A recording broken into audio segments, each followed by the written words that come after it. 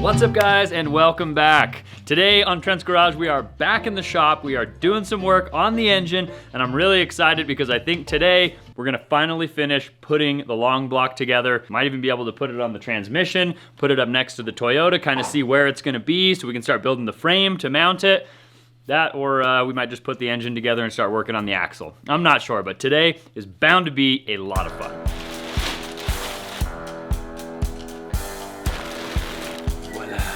Kind of the problem that I'm running into right now is it's been a while since I worked on the engine, and it's been a long time since I took it all apart, so the memory's fading a little bit, but we're gonna do our best to get this thing put back together, cleaned up. Brandon's gonna do a little bit of scrubbing on these valve covers so that they look a little bit nicer when we put them back together. I'm gonna work on the intake plenum and get it all cleaned up, and then we'll start throwing some seals in and screwing this thing back together.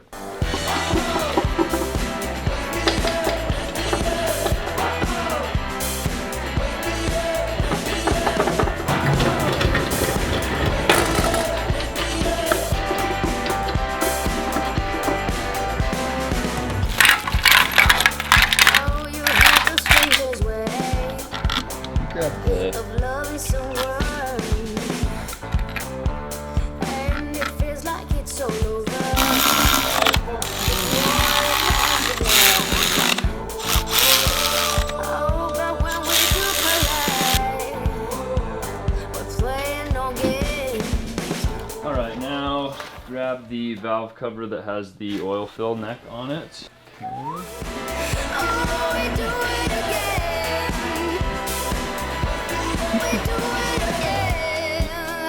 Wow. One that came out of the Toyota was like a little black pancake. This one's like obviously blue, so very different, but it's also very tall. I mean, of course it's gonna squish down once we tighten it all in there. As long as it keeps oil from coming out, that's all I really care about.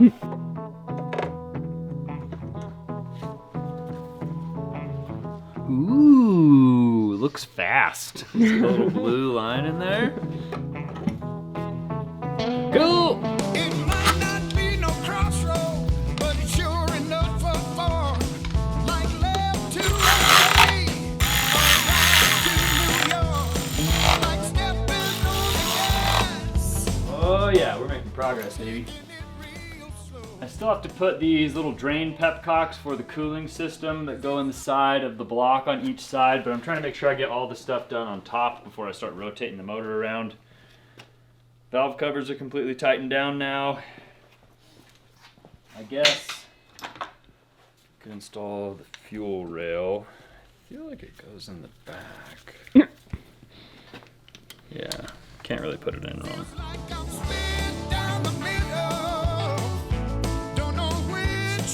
Dang, some of those felt a little loosey-goosey. The funny thing is that I'm gonna put a supercharger on this, and so that supercharger replaces the intake plenum, and you put new injectors that are bigger in, and a bunch of other stuff has to happen, but I'm really gonna like build this motor back to factory spec and put all of the factory stuff back on, and then make sure I, start it up and everything's good before I like do all the supercharger stuff. So basically some of this stuff I'm gonna be doing twice, but that's okay. Hopefully that doesn't interfere with that motor mount. Are we running into problems here? Oh yeah, there's always a problem or two on my horizon. I just like started to tighten this little drain pepcock that goes in the side of the block, and it got really, really tight and hard to tighten when the pepcock is like sideways. So I can't turn it all the way and make the pepcock face downwards, which I think is how it's supposed to be, but I don't really care. Basically, it's just there to plug the block because I'm not going to use this to drain the block anyways, so I don't know.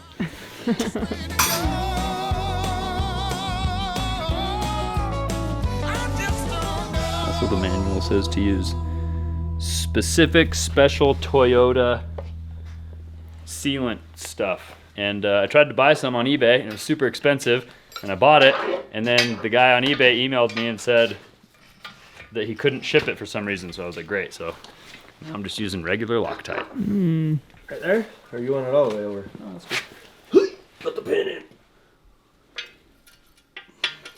That assembly lube made a gooey mess in there.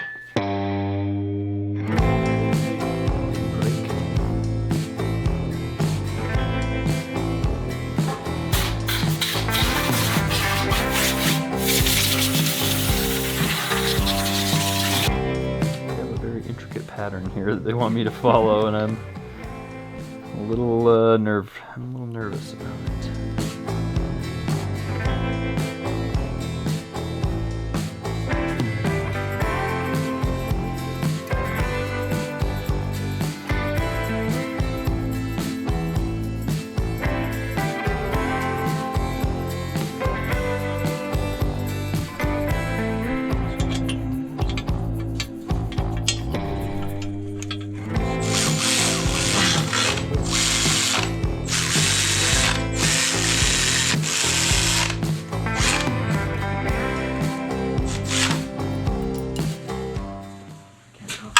Suctioning down. It's like stripping. Oh, that's the studs.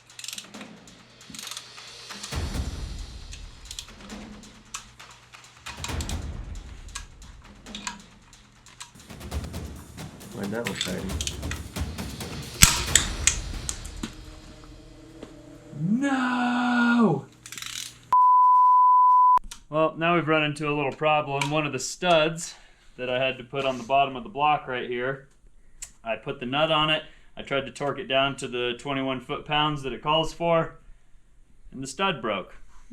So now I've got to drill that out or get a tap into the stud somehow, back it out, and get a new stud from Toyota. Happy day.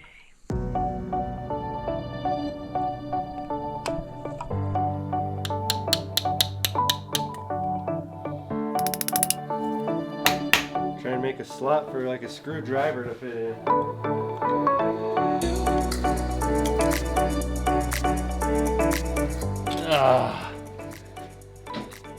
All right, well, there's our culprit, and stud broke right there. Wow. Very unfortunate. I went ahead and took one of these long bolts from the other side, and since this gasket was fully compressed, I removed that bolt, put it over here, compressed that gasket, and then I'll probably just buy another long bolt and throw it in there. Hopefully it doesn't leak. This is like one spot where the flange that tightens down is like super wide, so I'm hoping without that bolt there, there'll still be enough clamping force between these two bolts to make it so that there's not a leak right there. I'm gonna throw another rag over the top of this oil pickup, clean off all of our excess silicone right there, prepare the pan, and then put our pickup on and put the pan on, tighten down the bolts. We're pretty close to getting ready to put all the accessories and the alternator and the starter and all that other stuff on. Cool. Yeah, really exciting.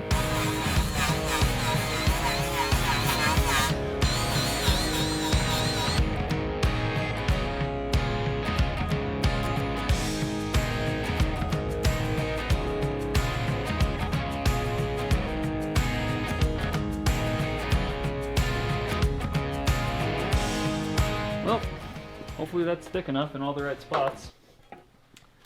Guess we won't find out until we start this puppy up.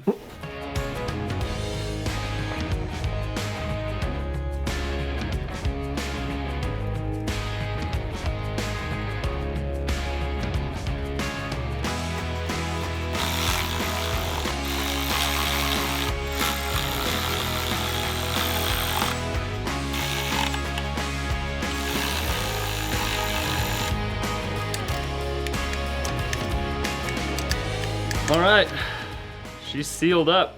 Really the only openings now is like the spark plug holes, the exhaust ports, and the intake ports. So should probably stuff some rags in those holes so that stuff doesn't get into the engine, but it is basically assembled. Now we can start doing some of the accessory stuff on the front of the engine, some pulleys.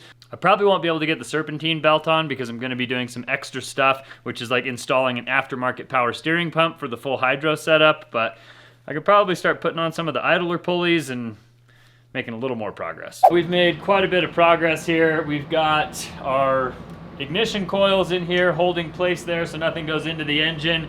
The intake plenum is on. Fuel injectors, I've got rags stuffed in the intake plenum. We got the oil pan completely finished on the bottom. It's all tightened up. We got our heater hoses, our fuel lines. Everything is installed. I got the AC compressor installed over here. And now I'm gonna put the alternator on, and maybe we'll start working on the power steering pump. There's like a special procedure. I have to like drill and tap this new pump to get it to fit. So I guess we'll probably start working on that now.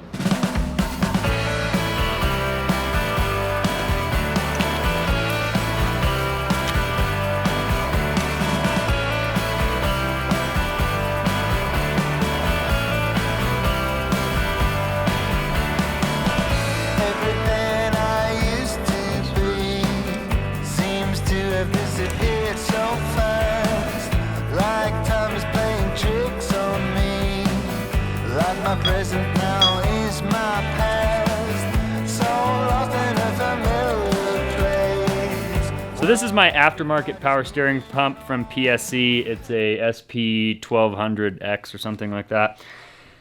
It is very close to fitting on this 4.0 Toyota motor. You just have to like drill out 2 spots and then tap a different spot with a different die, and then it'll actually bolt right up and go right into the spot that the original power steering pump was in. The only problem is I have to get the pulley off of the old power steering pump.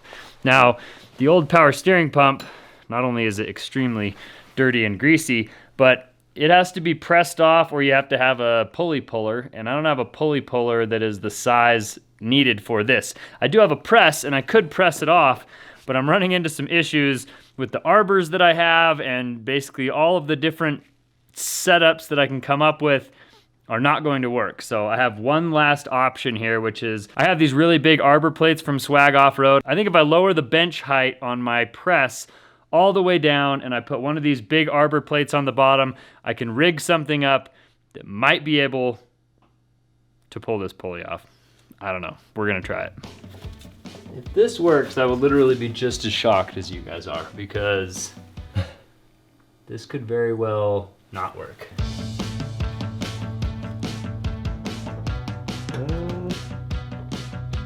Just flipping those little brackets up. We need to wedge like something on top so that they can't do that.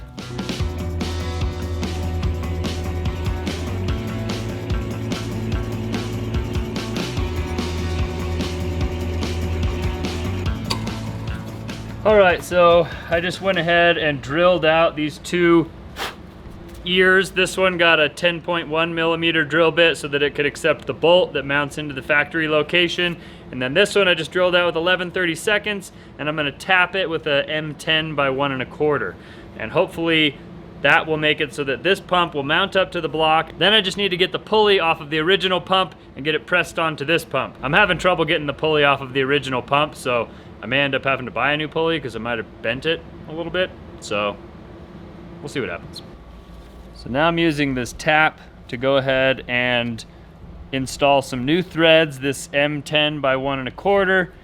And once I get done running this tap all the way through this hole, our original bolt should thread through there without an issue.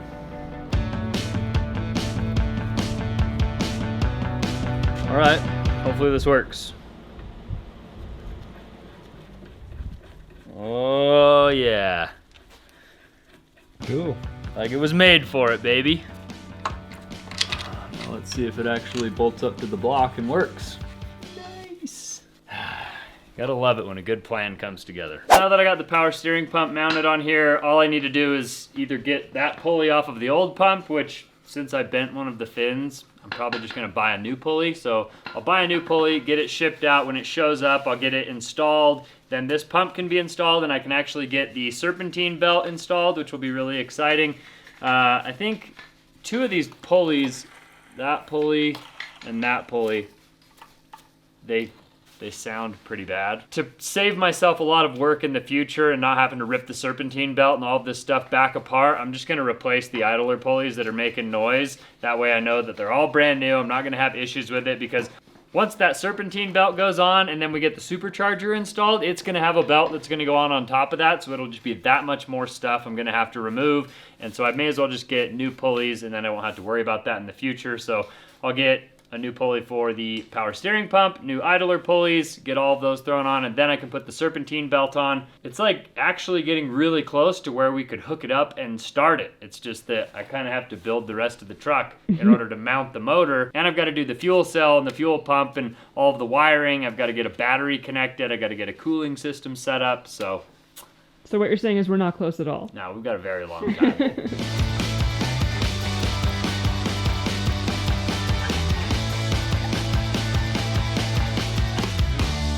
The motor mount bracket that mounts onto the block, and then put your motor mount on here, and then your motor mount mounts to the mounts to the frame. So I was originally gonna like change these and build like custom brackets, but these are already designed to bolt right onto the block, and it just gives me like a nice flat spot. I can use the motor mounts that I bought and then build mounts that come off of those that attach to the frame. So I think that's probably the route I'm gonna go. We made some really good progress. We got our valve covers on. We got almost all the accessories attached. We got dipstick, we got oil pan. Like, this thing is really, really close to being able to be started, even though I gotta do a lot of other stuff before I'm gonna be able to start it. So we had fun today, right? Absolutely. So if you guys enjoyed coming along on today's adventure, make sure you let us know by giving us a big thumbs up on today's video. Consider subscribing to this channel if you haven't already, and I will see you guys on the next one.